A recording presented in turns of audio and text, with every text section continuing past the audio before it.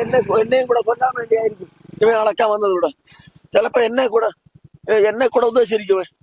അതല്ല ഞാൻ എന്താ പറയാ, എന്നെ അവന് ഭ്രാന്തം പറഞ്ഞു നടക്കുന്നവൻ, അവൻ ഇനിയിപ്പോ അതേ ചെയ്യൂ. നമസ്കാരം. കഴിഞ്ഞ ദിവസം ഭൂമി തർക്കത്തിന്റെ പേരിൽ ഒരു അക്രമം നെയ്യാറ്റിൻകരയിൽ സംഭവിച്ചിരുന്നു. ഭൂമി തർക്കത്തിന്റെ പേരിൽ പരസ്പരം വാക്കുതർക്കം ഉണ്ടാകുകയും ഒരാൾ കത്തിക്കുത്ത് ഉണ്ടായി മരണപ്പെടുകയും ചെയ്തിട്ടുണ്ട്. ആ മരണപ്പെട്ട ശശിയുടെ സഹോദരനാണ് അപ്പോൾ മലയാളി വാർത്തയോട് പ്രതികരിക്കുന്നത്. എന്താണ് എന്നത് അദ്ദേഹത്തിനോട് തന്നെ നമുക്ക് ചോദിക്കാം. ചേട്ടാ, ശരിക്കും എന്താണെന്നല്ല സംഭവിച്ചത്? ഇന്നലെ ഒരു 10 മണിയായപ്പോ എന്റെ അടുത്ത് പറയുന്നത്, ഇന്ന് അളവുണ്ട്, മാവളക്കടവ് ജംഗ്ഷനിൽ പോകുമ്പോ, മാവളക്കടവായിട്ടൊക്കെ ബന്ധമുള്ള ഒരു സ്ഥലമാണ്. പോയപ്പോ എന്റെ അടുത്ത് ഓട്ടോ നിർത്തിയിട്ട് പറയുന്നത്, മാമ ഇന്ന് അളവുണ്ടല്ലോ, നിങ്ങൾ വരുന്നില്ലേ?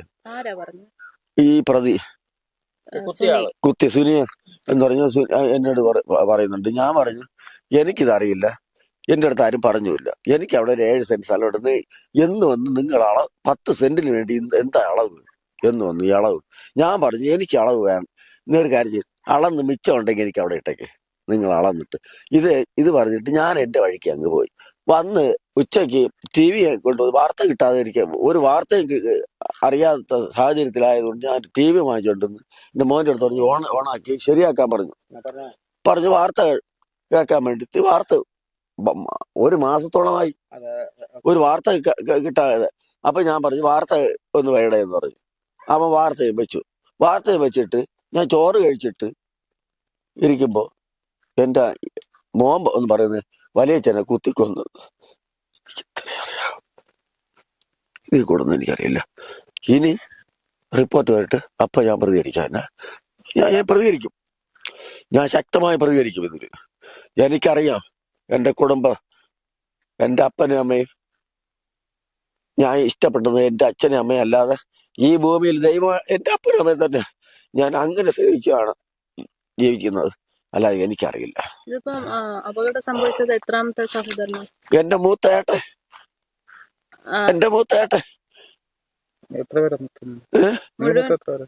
ഞങ്ങൾ മൊത്തത്തിൽ 6 പേരുണ്ട്. 5 പേരുള്ള ചെറുപ്പത്തിൽ എന്റെ ഒരു ഏട്ടൻ മരിച്ചു പോയിട്ടുണ്ട്. അവന്റെ ചേട്ടനാണ് എന്റെ രവി എന്ന് പറയും. അമ്മ അതില് 5 പേരുണ്ട്. എന്റെ മൂത്ത ചേച്ചി മരിച്ചു. പിന്നെ ഇവ മൂത്ത ചേട്ടനാണ്. അത് കഴിഞ്ഞ് ഇനി ചേട്ടൻ ഞാനാണ്. ഇനി എനിക്ക് ഒരു അനിയനും ഒരു സഹോദരിയും ഉണ്ട്. ഈ ഭൂമി എല്ലാവരുടേതും കൂടെ ആയിരുന്നു? ഇല്ല, എന്റെ ചേട്ടൻ തന്നെയാണ് ഇതെല്ലാം ഭാഗിച്ചേക്ക് കൊടുത്തത്. അച്ഛൻ മരിച്ച്, അമ്മ മരിച്ച്. അമ്മ ജീവിച്ച സമയത്ത് തന്നെ അവന്റെ ഇഷ്ടത്തിന്, അവന് 2 പെൺകുട്ടികളുള്ളതുകൊണ്ട് അവന് ഇഷ്ടപ്പെട്ട സ്ഥലവും കൊടുത്തിട്ട് എന്റെ അമ്മ തന്നെ ഒപ്പിട്ടൊക്കെ കൊടുത്തത്. കാരണം 2 പെൺകുട്ടിയുള്ളതുകൊണ്ട് അവന് കുറച്ചുകൂടെ പരിഹരിച്ചു. ആ പിള്ളേരുടെ കെട്ടി അവിടെ വിട്ടിട്ടുണ്ട്. പിന്നെ അവിടെ ഇപ്പൊ 1.5 സെന്റ് നീക്കുണ്ട്. അവിടെ ഞാൻ അവനെ വെട്ടി മൂടാൻ പറഞ്ഞിട്ടുണ്ട്. ഞങ്ങളാരും ഭൂമിക്കൊന്നും ഞാൻ പോവില്ല, എന്റെ സഹോദരങ്ങളും ഇല്ല, ഉള്ളതുപോലെ ജീവിക്കും എന്ന് തന്നെയാണ് പിന്നെ എന്റെ മക്കൾക്ക് ഞാൻ ഇപ്പൊ റിട്ടയർഡ് ആയപ്പോഴും എന്റെ ഭാര്യയുടെ സ്വത്ത് വിറ്റും കുറെ ഭൂമി ഇവിടെ വാങ്ങിച്ചു കൊടുത്തിട്ടുണ്ട് എന്റെ മക്കൾക്ക്. ആ ബന്ധം എന്ന് പറഞ്ഞാൽ എന്റെ കൊച്ചച്ഛന്റെ മോന്റെ മോളാണ് അവിടെ താമസിക്കുന്നത്. അതിലുള്ള ചെറുക്കനാണ് കെട്ടിയത്. ഇതിനു മുമ്പ് എത്ര തവണ ഭൂമി അളന്നിരുന്നു? കണക്കില്ല. ഇവർക്ക് ഡെയിലി അളവ് തന്നെ. എന്താണ് ഇവർ പറയുന്നത്? കൂടുതലായിട്ട് ഇപ്പുറത്ത് കിടക്കുന്നു എന്നൊക്കെ പറയുന്നത്, അളക്കുന്നത്. അവിടുത്തെ കാര്യങ്ങൾ എനിക്കറിയില്ല, ആ സബ്ജക്റ്റ്. എനിക്ക് ഇവിടുത്തെ വിഷയത്താണ് ഞാൻ പറഞ്ഞത്. ഞങ്ങൾക്ക് ഇങ്ങനെ ഒരു വിഷയമൊന്നുമില്ല, എന്റെ കുടുംബത്തിൽ അങ്ങനെ ഒരു വിഷയമില്ല. അവിടുത്തെ പ്രശ്നമാണ് ഈ കേസ്. അത് ഇപ്പൊ പോലീസ് വന്ന് ഇടപെട്ട് റീസർവ് എടുത്ത് അളന്ന് തിട്ടപ്പെടുത്തി ആ കേസ് തീർന്നു എന്നും പറഞ്ഞു. പിന്നെ എന്ത് വിഷയം എനിക്ക് ബാക്കി കാര്യം ഇനി വന്നതിന് ശേഷം പറയാം. അപ്പം ഈ ഇപ്പൊ അളന്ന് പ്രശ്നം ഉണ്ടായ ഭൂമിയായിട്ട് ചേട്ടന് ഒരു ഇതുമില്ലല്ലോ, കഴിഞ്ഞല്ലോ, മാറ്റിയല്ലേ? എന്നിട്ടും എന്തിനാണ് കഴിഞ്ഞ ദിവസം അളക്കാൻ വരണം എന്ന് പറഞ്ഞത്? അതാണ് എനിക്കറിയാത്തത്. അതും എനിക്കറിയില്ല. ചോദിച്ചില്ലേ? ഇല്ല, ഞാൻ ചോദിച്ചില്ല. ഈ മരണസമയമായിട്ട് ബന്ധപ്പെട്ട് എനിക്കെന്ത്? അല്ല, വിളിച്ചപ്പം ചോദിച്ചില്ല എന്തിനാണ് ഞാൻ വരുന്നത്? അപ്പൊ ഇവിടത്തെ അളവിനാ പറഞ്ഞു. ഈ അളവ് കഴിഞ്ഞിട്ടാണ് അവിടെ അളക്കാൻ പോയത്. ഇവിടെ ഈ അളവ് കഴിഞ്ഞിട്ടാണ് അങ്ങോട്ട് പോയത്. അപ്പൊ ഇവിടുത്തെ അളവിന് ഞാൻ വേണമെന്ന് പറഞ്ഞു. ഞാൻ പറഞ്ഞു എന്ന് വന്നു ഈ അളവ് എനിക്ക് പറ്റൂല, ഉള്ള ഭൂമി നിങ്ങളൊരു കാര്യം ചെയ്യും, പങ്കിട്ട് എടുത്തിട്ട് ബാക്കി ഉണ്ടെങ്കിൽ അവിടെ ഇട്ടേക്കെന്ന് പറഞ്ഞു. എന്റെ മക്കൾക്ക് ഞാൻ വേറെ ഭൂമി ഞാൻ വാങ്ങിച്ചു കൊടുത്തോളാന്ന് പറഞ്ഞു. ഇതാണ് സംഭവം. ഇത് എനിക്കറിയാവുന്നുള്ളൂ, ഇത്രയേ ഉള്ളൂ. പിന്നെ ഇനി ഇത് കഴിഞ്ഞിട്ട് അവിടെ അളന്നെന്നാണ് പറയുന്നത്.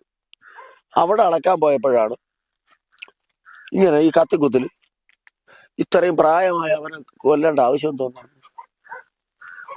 ഈ ഉപദ്രവിച്ച ആളുടെ വീട്ടില് എങ്ങനെയാണ് സാഹചര്യം? അവന് ഭ്രാന്തെന്ന് പറഞ്ഞ് നടക്കുന്നവൻ, അവൻ ഇനിയിപ്പോ അതേ ചെയ്യൂ. അവൻ വാങ്ങിച്ചിട്ടുണ്ടാവും. ഇവ സ്ഥിരം അത് തന്നെയാണ്. കുറെ ആൾക്കാർ ഇങ്ങനെയാണ്.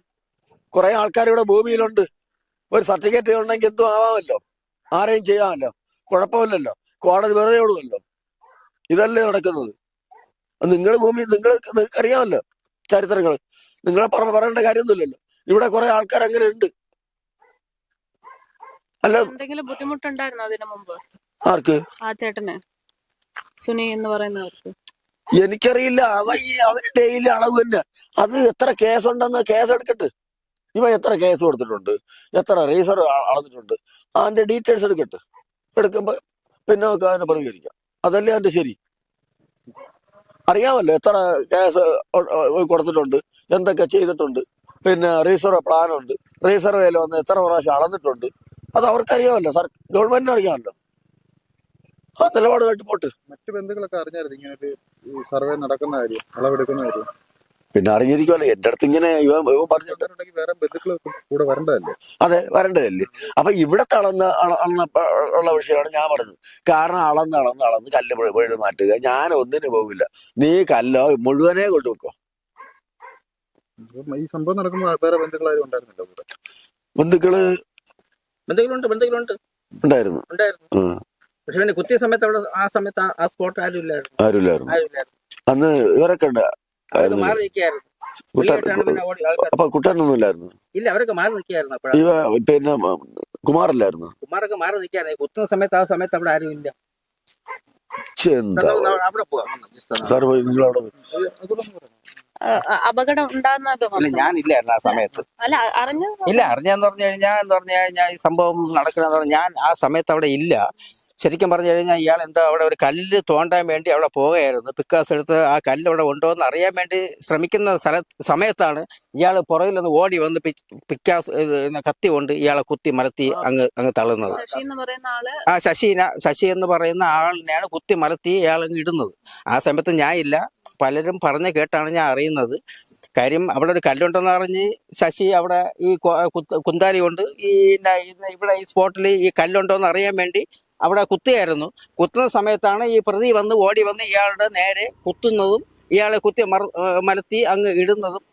അങ്ങനെയാണ് പിന്നെ മറ്റു ആൾക്കാരെല്ലാം അറിയുന്നത്. ആശുപത്രി ഇവിടെ തന്നെ മരിച്ചു. കാര്യം എന്ന് പറഞ്ഞാൽ ഈ സ്പോട്ട് കാര്യം ഇങ്ങനെ ഇയാളെ കുത്താൻ വേണ്ടി നേരത്തെ കത്തി ഇയാള് റെഡിയാക്കി വെച്ചിരിക്കുകയായിരുന്നു. സാധാരണ കത്തി എന്നല്ല. കാര്യം എന്നാൽ പല പ്രാവശ്യം കുത്തിയിട്ടും ഒരു ബ്ലഡ് പോലും പുറത്ത് വന്നില്ല. അവ അതനുസരിച്ചാണ് ഈ കത്തി റെഡിയാക്കി വെച്ചിരുന്നത് നേരത്തെ. പക്ഷെ രണ്ടുപേരെയാണ് കരുതിയിരുന്നത്. പക്ഷെ അയാൾ കുത്തിയത് ഒരാളാണ് കുത്തിയത്. മറ്റാൾ എന്തായാലും ദൈവത്തിന്റെ ഭാഗ്യം കൊണ്ട് ഒരാള് അങ്ങോട്ട് മാറി നിൽക്കായിരുന്നു ആ സമയത്ത്. രണ്ടുപേരെന്ന് പറഞ്ഞാൽ ഇപ്പം മരണപ്പെട്ട ആളുടെ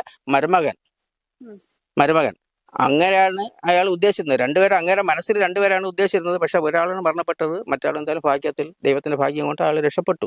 ഈ പ്രതി ഇതുപോലെയുള്ള എന്തെങ്കിലും പ്രശ്നങ്ങൾ അല്ല, ഇങ്ങനെ ഭയങ്കര ഒരു പല കാര്യം എന്ന് പറഞ്ഞു കഴിഞ്ഞാൽ ഇങ്ങനെ ആവശ്യത്തിന് പോകുന്നത് ഇവന്റെ ഓട്ടോ പിടിച്ചാണ്. എനിക്ക് അങ്ങനെ വിദ്വേഷമൊന്നുമില്ല.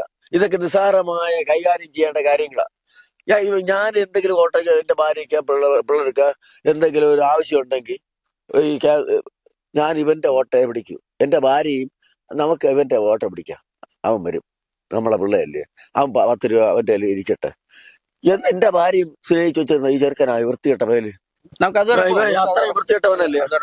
ഇവന്റെ ഓട്ടോ പിടിച്ചാണ് ഞാൻ എന്റെ പിള്ളേരെയും കൊണ്ടു എന്തെങ്കിലും ഒരു വിഷയം വന്നാ പോകുന്നത്. എന്നെയും കൂടെ കൊല്ലാൻ വേണ്ടിയായിരിക്കും ഇവൻ അളക്കാൻ വന്നത് ഇവിടെ. ചിലപ്പോ എന്നെ കൂടെ ഉദ്ദേശിച്ചിരിക്കുവേ. അതല്ല ഞാൻ എന്താ പറയാ, എന്നെ ഓക്കെ.